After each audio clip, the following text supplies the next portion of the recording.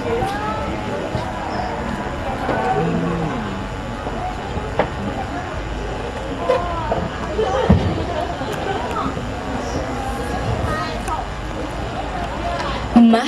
Gandhi once said, "This world is sufficient to meet human needs, not to satisfy human greed." With all due respect to the Paramount Junior High School judges, ladies and gentlemen, the audience, and all of my beloved friends, good morning. I am Miftakhul Jannah from Xaverius 1 Junior High School, Palembang. Today, I would like to deliver a famous folklore about a woman who is arrogant and greedy from West Java, entitled Situ Bagandit. Do you know where Situ Bagandit is? Situ Bagandit is a lake located in West Java, Indonesia. In Situ Bagandit, we can enjoy the beautiful scenery around the lake by boat, raft, or water cycling. Well, to shorten the time, I will start this Situ Bagandit story. Once upon a time, there lived a woman named Baginda Andit. She was the richest person in the village. She had a big house filled with a lot of jewelries. She also had many servants working for her. Baginda Andit, also known for her bad attitude, she did not like to help others. Whenever the villagers needed some money, they would borrow the money from her. But when they return it, they have to pay double. If the villagers were not able to pay the debt, Baginda Andit would ask her servants to take the villagers' belongings. Baginda Andit also hated beggars. She thought that beggars were lazy people. Baginda Andit never felt sorry to any beggars coming to her house. "Wow, I'm so rich! Look at all of this! I'm the richest person in this village!" said Baginda Andit while looking at her gold and jewelries. It was so pity that the woman was miserly. Her plentiful wealth never been used to help others. "All the wealth is mine, isn't it?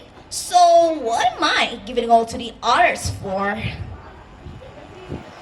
However, many of the villagers were poor. They lived in less condition. Sometimes the villagers were hungry, and they didn't get some food for days. Because the character of her was miserly, they called her Baginda Andit. Baginda Andit meant the miserly rich person. A beggar once said, "Baginda Andit, please give me some food or some money. I'm so hungry. Please help me." "Food? You asked for food? This is my house. It's not a restaurant. Go away. I don't want to see you here." Baginda Andit threw a stone at the old beggar. The old beggar was very sad. Then she said, "Baginda Andit, I know you are the richest person in this village. You have anything, but you didn't help others. You are not grateful to God. Just wait the punishment from God. You will be punished." "You are right. I'm the richest person in this village, so no one can punish me. Not even God can punish me." Baginda Andit was very arrogant. The old beggar then left Baginda Andit's house. Although Baginda Andit was very miserly, the villagers kept coming in. They came for the water wheel. "No, I won't let you to take my water. The water in the wheel is mine!" yelled Baginda Andit angrily. "You are all stupid. Do you think you just can take my water?" said Baginda Andit while looking at the thirst villagers outside the fence. Suddenly, a decrepit man was standing in Baginda Andit's house yard. was walking totally to the water wheel while holding his stick.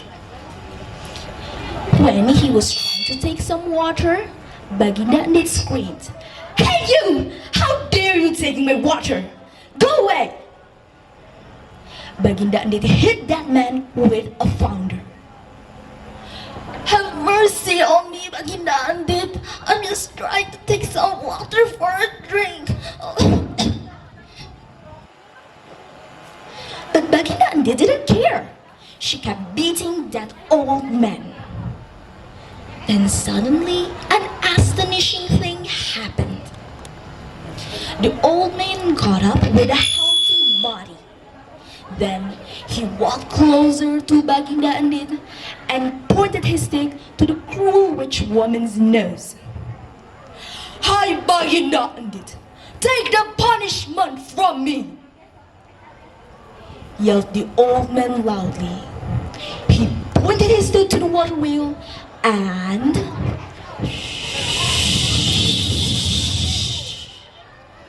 the water in the wheel was sprinkling swiftly. Not long enough, it's floating up. Baginda Andit couldn't save herself. Help me, please! Somebody help me! Help! But nobody listened to her crying for help.